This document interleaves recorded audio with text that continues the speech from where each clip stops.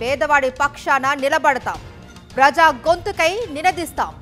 Voice of voiceless, తెలుగువారి మనస్సాక్షి సాక్షి TV. సాక్షి TV ప్రసారాల కోసం మీ స్థానిక కేబుల్ ఆపరేటర్ను వెంటనే సంప్రదించండి. టాలీవుడ్ కింగ్ నాగార్జున ఇటీవలే కూలీ మూవీతో ప్రేక్షకుల ముందుకొచ్చారు. రజనీకాంత్ హీరోగా వచ్చిన ఈ సినిమాలో విలన్ పాత్రలో మెప్పించారు. అంతకుముందే కుబేరా మూవీతో హిట్ కొట్టిన నాగ్ కూలీతో మరో సూపర్ హిట్ తన ఖాతాలో వేసుకున్నారు. ప్రస్తుతం ఈ సినిమా థియేటర్లలో సందడి చేస్తోంది. ఈ మూవీ తర్వాత నాగార్జున చేయబోయే ప్రాజెక్టులపై అభిమానుల్లో ఆసక్తి నెలకొంది. ఎందుకంటే ఈ సినిమా ఆయన కెరీర్లో ప్రత్యేకంగా నిలవనుంది. తన రాబోయే సినిమా నాగార్జున 100వ చిత్రం కానుంది. ఈ స్పెషల్ మూవీకి సంబంధించిన హింట్ కింగ్ నాగ్ ఇచ్చేశాడు.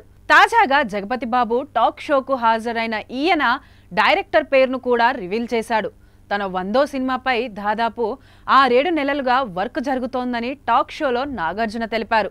ఏడాది క్రితమే డాక్టర్ రా కార్తిక్ తనకు కథ చెప్పారని అన్నారు. ఇది కూడా చాలా గ్రాండ్గా ఉంటుంది. కూలీ రిలీజ్ కాగానే షూటింగ్ మొదలు పెడతామని తెలిపారు. యాక్షన్తో పాటు ఫ్యామిలీ డ్రామాగా ఉండనుందని నాగ్ పంచుకున్నారు.